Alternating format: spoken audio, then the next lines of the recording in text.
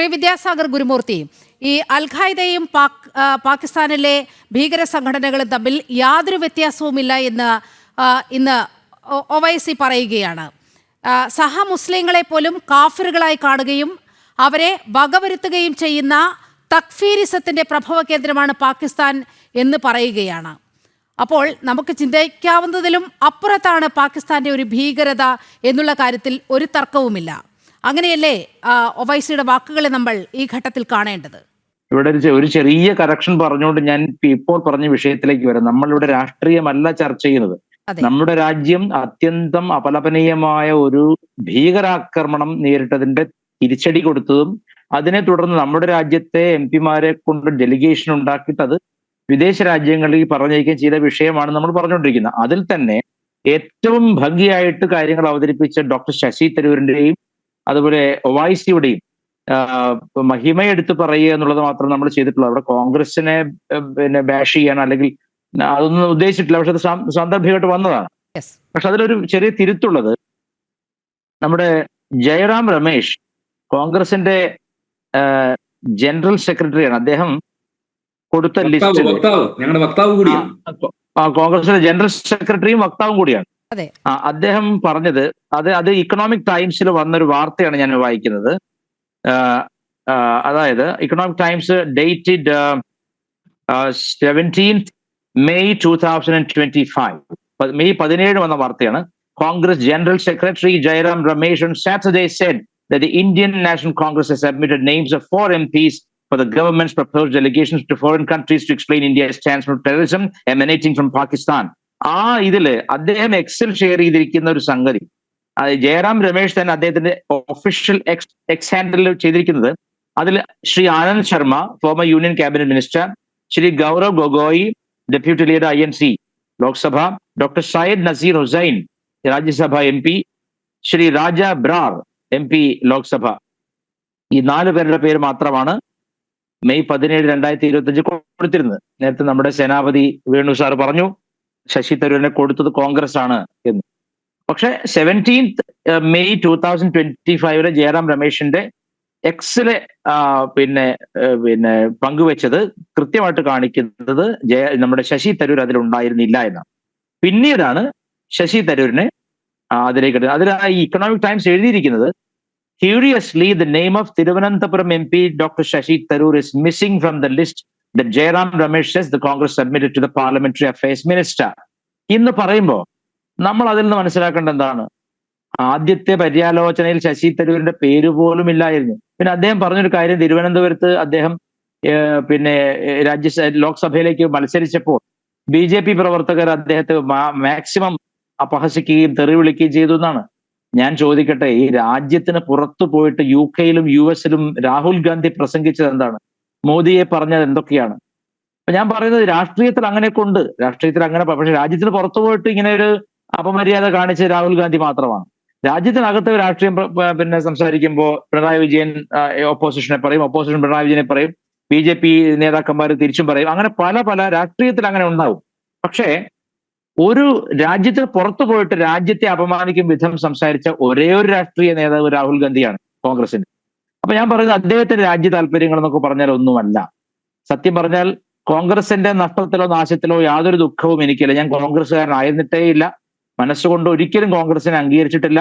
സ്വയം ഭാരതരത്ന എഴുതിയെടുത്ത നെഹ്റുവിന്റെയും ഇന്ദിരയുടെയും പാർട്ടി എന്ന് വിചാരിക്കുന്ന ഒരു പാർട്ടി മാത്രമാണത്. അതിനെപ്പറ്റി കൂടുതൽ ഞാൻ പറയുന്നില്ല. പക്ഷേ ഇവിടെ നമ്മൾ സംസാരിച്ച രാഷ്ട്രീയമല്ല, നമ്മൾ പറഞ്ഞത് എന്താണ്, നമ്മുടെ രാജ്യം ഇത്രയും ഭീകരമായ ഒരു അവസ്ഥയിലൂടെ കടന്നു പോകുമ്പോൾ പോലും നമ്മുടെ പ്രതിപക്ഷ നേതാവിന്റെ ജോലി അദ്ദേഹം ഭംഗിയായി നിർവഹിച്ചില്ലെന്ന് മാത്രമല്ല, ശശി തരൂരിന്റെ പേര് മനഃപൂർവ്വം ഒഴിവാക്കുകയും ചെയ്തു എന്നത് ഗൗരവതരമായ കാര്യമാണ്. അതവിടെ നിൽക്കട്ടെ. ഇപ്പൊ ചോദിച്ച ചോദ്യത്തിന് ഉത്തരം പറയാം. അൽ ഖ്വായ്ദ എന്ന അന്താരാഷ്ട്ര ഭീകര സംഘടനയുടെ വിളനിലമായി വർത്തിച്ചതും പാകിസ്ഥാനാണ്. കാരണം ഇത് അഫ്ഗാനിസ്ഥാനിലൂടെ കടന്നുകൂടി റഷ്യൻ മിലിറ്ററി കോപ്പുകൾ യുദ്ധക്കോപ്പുകൾ മോഷ്ടിച്ചുകൊണ്ട് തുടങ്ങിയതാണ് അവരുടെ ചരിത്രം, അൽ ഖ്വായ്ദയുടെ ചരിത്രം. അൽ ഖ്വായ്ദ എന്ന് പറയുന്നത് ഇൻഫിൽട്രേറ്റേഴ്സ് ആണ്. തുടങ്ങുന്നതെല്ലാം ഗ്രൗണ്ട് ടെററിസ്റ്റ് ഓപ്പറേഷൻ ആണ് തുടങ്ങുന്നത്. അങ്ങനെ കസാഖിസ്ഥാൻ വഴിയും മറ്റും ഇവർ നടത്തിയ ഭീകര പ്രവർത്തനത്തിലൂടെ ഉണ്ടാക്കിയ കൊള്ളയടിച്ച സമ്പത്താണ്. കൊള്ളയടിച്ച സമ്പത്താണ്. പിന്നീട് ഇവരെ രാഷ്ട്രീയ അല്ലെങ്കിൽ ഇന്ന പാകിസ്ഥാൻ പോലെയുള്ള രാഷ്ട്രങ്ങൾ സപ്പോർട്ട് ചെയ്യുകയും അവർ വളരുകയും ചെയ്തതാണ്. ഒടുവിൽ പിന്നെ ബിൻ ലാദൻ കൊല്ലപ്പെടുന്നത് എങ്ങനെയാണ്? പാകിസ്ഥാന്റെ എയർബേസിന് അടുത്ത് വെച്ചിട്ടാണ്. അപ്പൊ ഞാൻ പറഞ്ഞത് പാകിസ്ഥാൻ എന്നും ഭീകരവാദികളുടെ അവരെ മുലയൂട്ടുന്ന സൂകര മാതാവാണ്. ഭീകരവാദികളെ മുലയൂട്ടി വളർത്തുന്ന സൂകര മാതാവാണ്. സൂകർ എന്ന് പറഞ്ഞാൽ പന്നി എന്നാണ് അർത്ഥം. അറിയാത്തവർക്ക് വേണ്ടി പറയാണ്. അപ്പൊ ഇങ്ങനെയുള്ള പന്നികളെ, ഈ കാട്ടുപന്നികളെ, മറ്റുള്ളവരെ ചിന്തയില്ലാതെ ആക്രമിക്കുകയും അങ്ങനെ ആക്രമിച്ചു കൊന്നാൽ സ്വർഗം കിട്ടുമെന്ന് വിശ്വസിക്കുകയും ചെയ്യുന്ന മൂഢജനങ്ങളെ, ഈ സൂകരന്മാരെ, ഇവർ ഭീകരന്മാർ മാത്രമല്ല സൂകരന്മാരുമാണ്. ഈ സൂകര ഭീകരന്മാരാണ് ഇവിടെ നമ്മുടെ പഹൽഗാമിൽ വന്നിട്ട് നിങ്ങൾ കരിമ ചൊല്ലൂ, അറിയില്ല, ഉടനെ വെടിവെച്ചില്ല പുരുഷന്മാരെ. അതിൽ കരഞ്ഞുകൊണ്ട് നെഞ്ചുകൂട്ടി ഒരു സ്ത്രീ പറഞ്ഞു, എന്റെ ഭർത്താവിനെ കൊന്നിട്ട് എന്നെ മാത്രം ബാക്കിയാക്കരുത്, എനിക്ക് ജീവിച്ചിട്ട് കാര്യം, എന്നെയും കൊല്ലൂന്ന് അലറി വിളിച്ചപ്പോൾ അവരോട് പറഞ്ഞു, നീ പോയിട്ട് നിന്റെ മോദിയോട് പറയാൻ. അവർ മോദിയോട് പറഞ്ഞു. മോദി അത് കേട്ടു.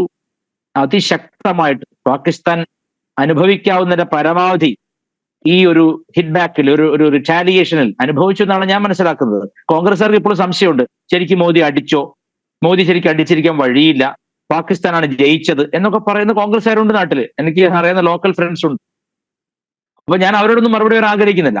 പക്ഷെ നമ്മുടെ ഒരു ഡിസൈസീവ് വിക്ടറിയാണ്. കാരണം നമ്മുടെ ജനതയെ അകത്ത് കടന്ന്, ലൈൻ ഓഫ് കൺട്രോൾ കടന്ന് വന്ന് നമ്മുടെ രാജ്യത്തിന്റെ അവിഭാജ്യ ഘടകമായ കശ്മീരിൽ, പഹൽഗാമിൽ ചെന്നുകൊണ്ട് ഒരു ഭീകരാക്രമണം നടത്താൻ ഇനി ഏതെങ്കിലും ഒരു സൂകരവാദി ശ്രമിച്ചാൽ അവന്റെയും അവനെ പറഞ്ഞു വിട്ടവരുടെയും അന്തഃപുരങ്ങളിൽ കടന്ന് നമ്മൾ ആക്രമിക്കുകയും കൊല്ലുകയും ചെയ്യുമെന്ന് രാജ്യത്തിന്റെ സേന, ലോകരാജ്യങ്ങളിൽ വെച്ച് ഭാരതത്തിന്റെ സേനയുടെ പ്രത്യേകത, ഭാരതത്തിന്റെ സേന കാക്കുന്നത് കേവലം ഒരു ഭൂപ്രദേശം മാത്രമല്ല, ഒരു സംസ്കാരം കൂടിയാണ്. ലോകത്തേക്ക് മുഴുവൻ വെളിച്ചം വിതറിയ ഒരു സംസ്കാരത്തെ കാക്കുന്ന സേനയും കൂടിയാണ് ഭാരതത്തിന്റെ സേന. അപ്പൊ മതങ്ങൾക്ക് മാതാവ്, വിവേകാനന്ദ സ്വാമിയുടെ വാക്ക് പറഞ്ഞാൽ മദർ ഓഫ് ഓൾ റിലിജൻസ്, മതങ്ങൾക്ക് മാതാവായി സനാതനധർമ്മം അതിന്റെ ഭദ്രദീപം തെളിച്ചു വെച്ചിരിക്കുന്ന ഭാരതീയ സംസ്കാരത്തെ കൂടി കാക്കുന്ന സേനയാണ് ഭാരതത്തിന്റെ സേന. ആ സേന നിങ്ങൾ പറയുന്ന പോലെ ലോക സമസ്ത സുഖിനോ ഭവനവും ജീവിച്ചുകൊണ്ടിരുന്നാൽ, അല്ലെങ്കിൽ ഗാന്ധിയൻ നയം എന്താണ്, ആരെയും ഉപദ്രവിക്കേണ്ട, ആരെയും കൊല്ലണ്ട എന്ന് പറഞ്ഞാൽ ഇങ്ങോട്ട് വരുന്ന ആക്രമണത്തെ എങ്ങനെ തടുക്കും? 2011 അതായത് November 11 attack, Mumbai terrorist attack, അതിൽ എന്ത് റിറ്റാലിയേഷൻ ആണ് ഇന്ത്യ കൊടുത്തത്? സാജിദ് മീറൊക്കെ അവിടെ സുഖമായിട്ട് വാസിക്കുകയാണ്. അവരെ അറസ്റ്റ് ചെയ്തിട്ടുണ്ടെങ്കിൽ അത് ഫൈനാൻഷ്യൽ എംബസൽമെന്റിന്റെ പേരിലാണ്. അങ്ങനെ ഒരു തരത്തിലും ശക്തി തെളിയിക്കാൻ സാധിക്കാതെ ദുർബലമായി രാജ്യത്തെ ജനങ്ങളെ ആക്രമിക്കാൻ വിട്ടുകൊടുത്തു നിന്നുകൊണ്ടിരുന്ന ഒരു, അപ്പൊ അദ്ദേഹം കാണ്ഡഹാറിന്റെ കാര്യം പറയും കേട്ടോ, അത് ഞാൻ പറയാം, അദ്ദേഹം പറഞ്ഞിട്ട് അതിന് മറുപടി പറയും. അപ്പോ ഇങ്ങനെയുള്ള ഭീകരവാദികളെ പോറ്റമ്മയും പെറ്റമ്മയും പാകിസ്ഥാൻ തന്നെയാണ്. കാരണം ഇവരെല്ലാം ഒന്നിക്കുന്നത്. ഇപ്പൊ ഞാൻ പറഞ്ഞല്ലോ, ജാനുവരി 17, 2025 ഈ ബാംഗ്ലാദേശിന്റെ മിലിറ്ററി ചീഫ് പാകിസ്ഥാനിൽ ചെന്നിട്ട് പിന്നെ അവിടുത്തെ മിലിറ്ററി ചീഫിനെ കാണുകയാണ്. എന്നിട്ട് പറയുകയാണ്, നമുക്കെല്ലാം ഒരേ, we are brothers, we share a common brotherhood. And what is that common brotherhood? That common brotherhood is nothing but their religion. ഇവിടെയാണ് നമ്മുടെ പ്രശ്നം.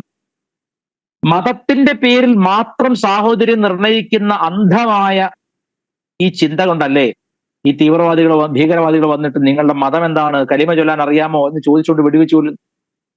അപ്പൊ ഇതിന് ശക്തമായ ഒരു മറുപടി കൊടുക്കുക എന്നുള്ളത് ഭാരതത്തെ സ്നേഹിക്കുന്ന ഒവൈസി അടക്കമുള്ള എല്ലാവർക്കും ഒരുപാട് ബാധകമാണ്. പക്ഷെ അപ്പോഴും കോൺഗ്രസിൽ ഇപ്പോൾ വേറിട്ട സ്വരങ്ങൾ കേൾക്കുകയാണ്. ഇതിനു മുൻപ് പുൽവാമയിലുണ്ടായ അറ്റാക്കിന് നമ്മൾ മറുപടി കൊടുത്തു, സർജിക്കൽ സ്ട്രൈക്ക് നടത്തി. അപ്പോഴും നിത്യ ജലദോഷിയായ ഡൽഹിയിലെ അന്നത്തെ CM നമ്മുടെ അരവിന്ദ് കെജ്രിവാൾ എന്താ പറഞ്ഞത്? വി നീഡ് പ്രൂഫ്, ഞങ്ങൾക്ക് തെളിവ് വേണം. എന്തിന്റെ തെളിവാ വേണ്ടത്? രാജ്യം ശത്രു രാജ്യമായ അല്ലെങ്കിൽ ഭീകരവാദികളുടെ സൂകരമാതമായ പാകിസ്ഥാനെ ആക്രമിച്ചതിന് തെളിവ് ചോദിച്ചവരാണ് ഇവിടുത്തെ കോൺഗ്രസ്സുകാരും ഈ അരവിന്ദ് കെജ്രിവാളും. രാജ്യത്തിനകത്ത് പലതരത്തിലുള്ള സൂഡോ കവേർഡ് റയറ്റ്സ് ക്രിയേറ്റ് ചെയ്യുക കർഷക സമരത്തിന്റെ പേര്. ആരാണ് കർഷക സമരത്തിന് വരുന്നവർ? കർഷക സമരത്തിന് വരുന്നവരെല്ലാം ബെൻസിന്റെ S ക്ലാസ് വാഹനത്തിലും ഹമ്മറിലും ഒക്കെയാണ് വരുന്നത്. Are they real peasants? Are they farmers? No. ഇവര് മണ്ടി ഓപ്പറേറ്റിംഗ് ആയിട്ടുള്ള നടുവിൽ നിൽക്കുന്ന ഇടനിലക്കാരന്റെ സമരമായിരുന്നു അത്. അങ്ങനെ രാജ്യത്തിന്റെ സുസ്ഥിരതയെ മുഴുവൻ അതായത് അട്ടിമറിക്കാൻ ശ്രീ വേണ്ടി വിദ്യാസാഗർ ഗുരുമൂർത്തി, ബംഗ്ലാദേശിൽ വിദ്യാർത്ഥി കലാപം അഴിച്ചുവിട്ടുകൊണ്ട് ആ രാജ്യത്തെ അസ്ഥിരപ്പെടുത്താൻ ശ്രമിച്ചതുപോലെ ഈ കർഷക കലാപത്തിലൂടെ, കർഷക സമരത്തിലൂടെ രാജ്യത്ത് ഒരു അസ്ഥിരത പടർത്താനാണ് ഇവിടെ ശ്രമമുണ്ടായത്. അതിന് മുന്നിട്ട് നിന്നത് ഈ രാജ്യത്തിന്റെ പ്രതിപക്ഷ നേതാവ് രാഹുലാണ് എന്ന് പറയുമ്പോഴാണ് വലിയൊരു വിരോധാഭാസം നമ്മൾ ഇക്കാര്യത്തിൽ കാണേണ്ടത്.